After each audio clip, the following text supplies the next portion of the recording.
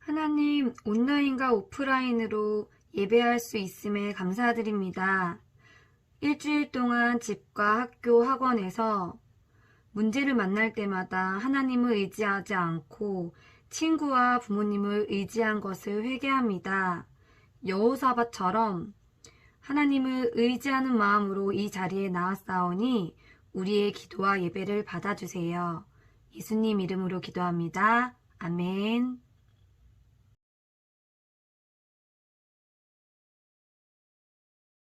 오늘 우리 함께 말씀 보도록 하겠습니다. 역대하 20장 3절에서 6절까지의 말씀을 교독으로 함께 나누겠습니다. 역대하 20장 3절에서 6절까지입니다. 우리 교독으로 한 절씩 함께 나누겠습니다. 여호사밧은 두려웠습니다. 그래서 여호사밧은 어찌해야 할지 여호와께 여쭤보기로 했습니다. 그는 유다 백성에게 하나님께 특별히 기도드리는 기간에는 아무도 음식을 먹지 말라고 명령했습니다. 유다 백성이 유다의 모든 마을에 모여 여호와께 도와달라는 기도를 드렸습니다. 유다와 예루살렘 백성이 여호와의 성전에 셋들 앞에 모였습니다. 그러자 여호사밧이 그들 앞에 섰습니다. 여호사밧이 말했습니다. 여호와여, 여호와께서는 우리 조상의 하나님이시고 하늘의 하나님이십니다. 주께서 세계 모든 민족의 나라들을 다스리십니다. 주께서는 권세와 능력이 있습니다. 아무도 주 앞에 설 수 없습니다. 아멘. 할렐루야. 오늘 우리는 본문의 말씀을 통해 두려운 일이 생길 때라는 제목으로 은혜를 함께 나누도록 하겠습니다. 남유다의 왕의 이름이 이때 당시에 여호사밧이라고 하는 왕이었습니다. 여호사밧이 하나님이 기뻐하시는 종교개혁에 앞장서서 그렇게 우상들을 다 철폐해버리고, 그리고 사회의 정의를 실현하는 데 있어서 애를 쓰고 하나님이 기뻐하시는 재판장들을 세워서 그렇게 일을 잘 했습니다. 그런데 그 이후에 갑작스럽게 그 이웃 국가 중에 모압이라고 하는 나라, 또 암몬과 에돔이라고 하는 북쪽과 동쪽에 있는 나라들이 세 나라가 연합을 해서 남유다를 쳐들어오게 되었습니다. 그래서 수많은 군대들이 쳐들어오게 되었을 때, 나라가 위급해지게 되었을 때에 여호사밧은 마음에 두려움이 들었다는 것이죠. 두려울까요? 아니면 안 두려울까요?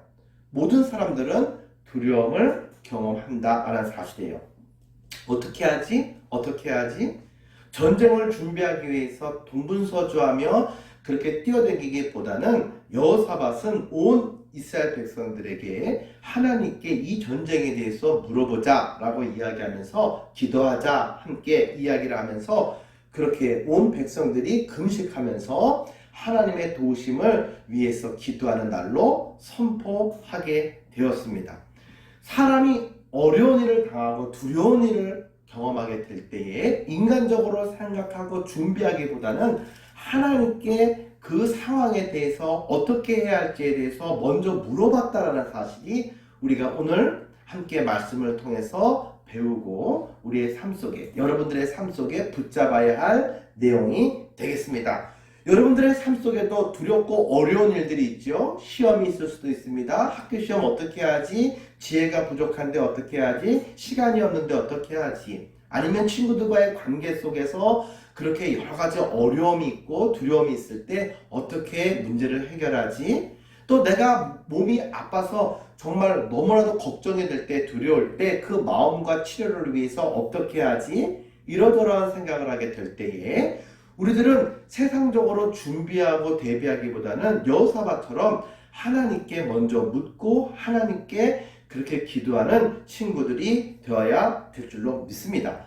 왜 여호사밧 왕이 모든 이스라엘 백성들에게 기도하라고, 하나님의 성전에 나와서 기도하라고 이야기했냐면 이 모든 문제에 대해서 그렇게 해결할 수 있는 권세와 능력이 하나님께만 있다라고 믿었기 때문이라는 사실이죠. 그가 열심히 기도해서 하나님께 매달렸을 때에 하나님은 구원해 주셨을까요? 아니면 모른 척 하셨을까요? 구원해 주셨어요. 그래서 이 민족으로 하여금 하나님이 함께 하시는 민족임을 보여주셨다는 거예요. 지금 여호사밧은 믿음이 있었기 때문에 하나님의 능력을 선포하면서 두려워하는 모든 이스라엘 백성들에게 두려워하지 말라고 하나님께서 우리를 구원하실 수 있다라고 이야기를 했다라는 사실입니다. 오늘 우리들 친구들의 삶 속에도 두려운 일들이 참 많다라는 것이죠. 두려워하고 걱정거리, 염려거리가 많은 상황 속에서 여러분은 어떻게 하십니까? 두려워서 덜덜 떨면서 아무것도 못하고 있습니까? 아니면 주변에 사람들에게 도움을 통하면서 뛰어다니고 바쁩니까? 포기합니까? 어떻게 합니까? 여러분들은 여호사밧처럼 하나님께 나와서 하나님 도와주세요 라고 묻고 어떻게 제가 해야 할까요? 라고 하나님께 묻는 그러한 친구들이 모두 되기를 주님의 이름으로 축원합니다. 목사님이 어렸을 때에 포항에 살았더랬어요. 그런데 이제는 모든 식구들이 서울로 이사를 오게 됐어요. 그런데 이사를 오게 되면은 그냥 올 수 있는 게 아니에요. 왜냐면은 목사님이 바로 고등학생이었기 때문이죠. 초등학생들은 그냥 이사를 오면은 그냥 바로 이사 가면 돼요. 그렇지만은 고등학생 때부터는 가고 싶다고 해서 바로 갈 수 있는 게 아니에요. 티오가 나야 돼요. 다시 말하면 그 학교마다 몇 명, 100명이면 100명. 그러면 100명 중에 몇 명이 이사를 가야 돼요. 그래야 그 자리에 다시 내가 지방에서 올라와서 들어갈 수가 있는 거예요. 그런데 그걸 대기해놓고서 암만 기다려봤지만 티오가 나오지 않았어요. 그래서 목사님 동생은 중학생이었기 때문에 석천중학교에 곧바로 배정에 대해서 들어갔어요. 그런데 저는 바로 서울의 파라뿐이라고 하는 그런 학군지였기 때문에 나가는 사람들이 별로 없었어요. 그래서 응시를 했지만 땡 떨어졌어요. 어떻게 할까? 고등학교 들어갈 자리가 없어. 그러면 목사님만 서울로 가족들하고 못 올라오는 거예요. 그러면 어떻게 될까? 나는 포항에서 혼자서 살아야 되는 상황이 발생이 된 거예요. 그러면 두려운 마음이 들죠. 나 혼자서 식구들은 다 서울 가는데 나 혼자서 포항에 살면서 자취하면서 고등학생이 벌써부터 혼자 밥 해먹고 빨래하면서 어떻게 살지? 두려운 마음이 아주 가득했어요. 이것은 목사님이 가고 싶다고 떼쓴다고 해서 그렇게 전학을 갈 수 있는 상황이 아니었다는 거죠. 그래서 어떻게 했느냐? 목사님의 어머니가 그렇게 기도하자라고 선포하시고 금식기서 간절히 하나님께 기도했어요. 그러다가 응답을 받고 목사님의 어머니가 이사 가시는 날에 방학 기간 동안 이사를 서울로 올라가는데 짐 싸라 이렇게 이야기한 거예요. 근데 목사님은 그 자리에서 조마조마했어요. 왜냐면은 나는 계약하고 난 다음에 이틀이 지나고 난 다음에 2차로 그렇게 신청한 것이 받아들여서 전학 TO가 나서 전학 갈 수 있다는 결과가 나오기 때문에 결과 나오란 다음에 목사님은 오라는 이야기를 들어야 따라갈 수 있어요. 그런데 목사님 책상도 있죠. 목사님 책들도 있죠. 목사님 옷들도 있죠. 이걸 다 어떻게 하지? 고민을 했어요. 그때 기도를 하시다가 목사님 어머니가 이삿짐 싸는 사람에게 다 싸십시오. 믿음으로 전부 다 싸십시오. 하나님이 붙여주셨습니다. 라고 선포하시면서 데리고 올라가셨어요. 그러니까 차 안에서 이번에 떨어지면 어떡하지라는 걱정보다는 그래도 일단은 같이 이삿짐 차를 타고 서울로 올라간다라는 마음에 너무 행복했어요. 행복한 거 절반, 걱정 절반, 두근두근두근. 그래서 목사님은 계약하고 이틀 동안을 학교를 가지 못했어요. 왜냐면 학교 가려면 포항에 있는 학교로 가야 되기 때문에.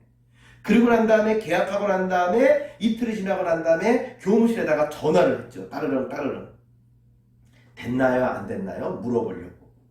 전화를 딱 하는데 가슴이 정말 터질 것만 같았어요.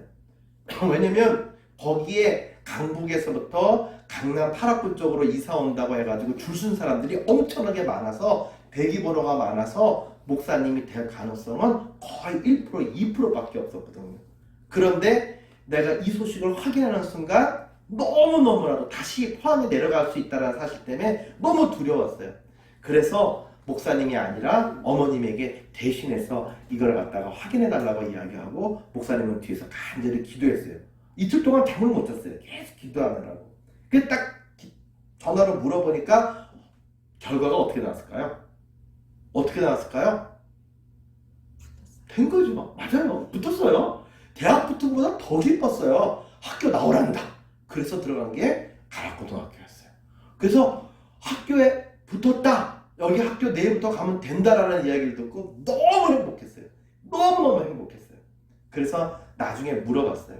목사님은요, 일본어를 제2외국어로 했어요. 그런데 서울로 오려고 한 번도 들어보지도 못하고 배워보지도 못한 독일어를 신청했어요. 네. 아베치드도 모르는 상황 속에서. 그런데 그 대기 인원들도 너무 많았던 거예요. 서울에서도 오려고 하는 사람들이 많은데 목사님은 뒤늦게 들어갔죠. 지방에서 올라왔죠. 나중에 알고 보니까 그 사람들한테도 순서가 갔는데 그 사람들이 이상하게도 자기는 안 하겠다. 기회를 포기하는 사람들이 앞에 많아졌어요. 앞에 있는 사람들이 이유를 알 수 없게 다 포기해버렸어요. 그래서 목사님까지 하나 남은 게 달랑 왔어요. 그 내가 들어가고 난 다음에 끝! 하고 끝나버리게 됐어요. 목사님은 그날을 잊을 수가 없어요.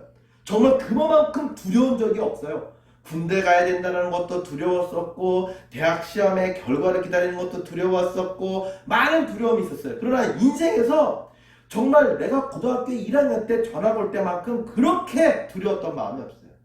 정말 혼자서 고등학교 1학년 학생이 밥해 먹으면서 하숙을 해야 할지도 모른다는 사실이 너무 두려웠기 때문이죠. 이와 비슷한 사건이 있었다고 한다면 바로 성내동에서 교회가 있다가 위례로 넘어올 때였어요. 그때도 너무나도 두렵고 두려웠어요. 그러나 그 상황 속에서 하나님께 여호사밧처럼 간절히 기도하고 모든 식구들에게도 교인들에게도 함께 기도하라고 금식하면서 우리 기도하자고 선포를 했어요. 그리고 난 이후에 간절히 기도하고 난 이후에 불가능이 가능으로 이루어지게 됐어요. 바로 우리가 예배드리는 이 공간 위례의 새 성전에 하나님이 들어오게 하셨다는 거예요. 사람들을 쫓아다니면서 어떻게 하죠? 나 도와주세요 라고 쫓아다니며 걱정을 많이 할 수도 있었지만 그렇게 하지 않고 매일 주중마다 기도원에 올라가서 금식하면서 간절히 기도했어요. 그리고 하나님이 도와주셔서 결과적으로 모든 것들이 가능해졌다는 것이죠. 오늘 여호사밧이 경험했던 기도에서 구원받았던 모압과 암몬과 에돔이라고 하는 세 나라의 연합군과 전쟁에서 놀라운 승리로 그렇게 구원받았던 사건은 과거의 그러한 성경의 이야기가 아니라 오늘 여러분의 학업생활과 여러분의 꿈을 이루는 모든 삶 속에도 그대로 적용되고 어제도 오늘도 내일도 살아계시고 우리 기도에 응답하시는 하나님, 그 하나님은 여러분의 하나님이 되실 것이고 여러분이 두려워하고 여러분들이 힘들어하는 모든 무거운 짐을 대신 열어주시고 길을 인도해 주실 하나님이 되는 줄로 믿습니다. 오늘 말씀을 마치면서 하나만을 기억하기를 원합니다. 두려운 일이 생길 때에 여러분 기도 잊지 말고 금식해서 간절히 하나님께 기도함으로 하나님의 도우심으로 승리하는 귀한 경험이 여러분의 학업과 여러분의 꿈을 이루는 모든 만남과 앞길 가운데 있기를 주님의 이름으로 간절히 축복합니다. 함께 기도드리겠습니다. 사랑하는 은혜 주님 참으로 감사합니다. 살아가다 보면 두려운 일들이 참 많습니다. 그때마다 우리 친구들 여호사밧이 오늘 말씀 속에서 금식하며 간절히 기도해서 하나님의 능력과 구원을 경험했던 것을 잊지 않고 적용하는 친구들 모두에게 주님 인도해 주세요. 지금 코로나라고 하는 이 상황도 너무나도 두렵습니다. 또 코로나로 인해서 학업이 제대로 이루어지지 않아서 많이 뒤처질까? 하나님 진도의 모든 것들을 따라가기가 힘들지 않을까? 하나님 이러저러한 문제들이 참 많습니다. 그러나 이 모든 문제 속에서도 우리를 도우시는 하나님, 그분이 더 큰 능력의 하나님임을 잊지 않고 기억하며 기도하여서 이러한 위기를 하나님을 만나고 하나님의 구원을 경험하는 아버지 귀한 기회로 삼을 수 있는 하늘샘의 모든 친구들 될 수 있도록 축복해 주세요. 나사렛 예수 그리스도 이름으로 기도드리옵나이다. 아멘.